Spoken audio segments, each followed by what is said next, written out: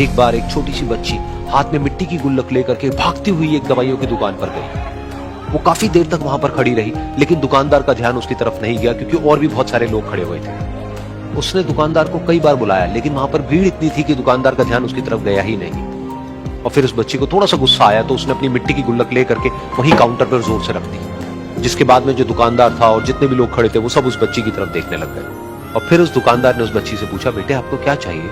तो वो बड़े ही भोलेपन से बोली कि मुझे एक चमत्कार चाहिए। ये सुनकर के दुकानदार को कुछ समझ नहीं आया, ना ही वहां पर जो लोग थे उनको कुछ समझ में आया, और सब उसकी तरफ देखने लग गए। फिर दुकानदार ने बोला, बेटे चमत्कार तो यहाँ पर नहीं मिलता है। तो बच्ची को लगा कि वो उससे झूठ बोल रहा है, तो बच्ची ने कहा कि मेरी गुल्लक में बहुत पैसे हैं, आप बताओ आपको कितने पैसे चाहिए, लेकिन मैं आज यहाँ से चमत्कार लेकर के ही जाऊंगी। तो वहीं काउंटर पे एक और आदमी खड़ा था, उसने उस बच्ची से पूछा कि बेटे क्यों चाहिए तुमको चमत्कार? तब उस बच्ची ने अपनी कहानी बताई कि अभी कुछ दिन पहले मेरे भाई के सर में बहुत तेज दर्द हुआ, तो मेरे पापा मम्मी उसको हॉस्पिटल ले गए। उसके बाद कई दिन तक मेरा भाई घर नहीं आया। तो मैंने कई बार अपने पापा से पूछा, लेकिन उन्होंने मुझे कुछ नहीं बताया।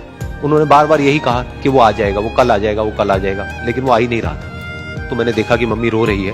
अब पापा मम्मी को कह रहे थे कि उसकी दवाइयों के लिए और उसके इलाज के लिए जितने पैसे चाहिए उतने मेरे पास में नहीं है, अब उसको कोई चमत्कार ही बचा सकता है।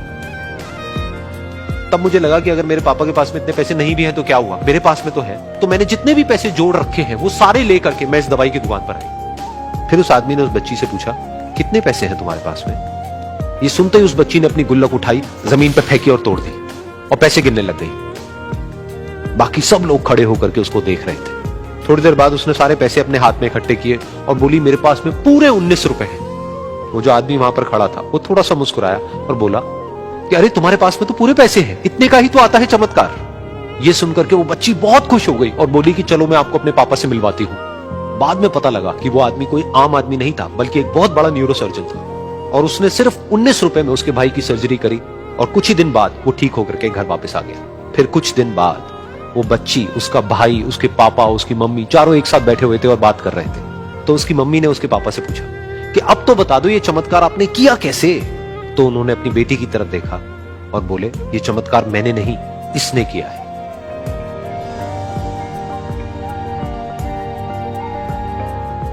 तो यहां पर एक बहुत बड़ी बात है जो हम उस छोटी सी बच्ची से सीख सकते हैं कि जिंदगी में कभी कभी ऐसा होता है कि हमको कोई रास्ता नजर नहीं आ रहा होता है और हम लोग हिम्मत हार जाते हैं। तब हमारे अंदर एक बच्चा होता है जो कोशिश करने से कभी भी पीछे नहीं हटता है। वो हार मानने को तैयार नहीं होता है क्योंकि उसको ना शब्द समझ नहीं आता है। वो बच्चा जिसके लिए कुछ भी नामुमकिन नहीं है, क्योंकि वो हर हाल में कोशिश करता ही रहता है।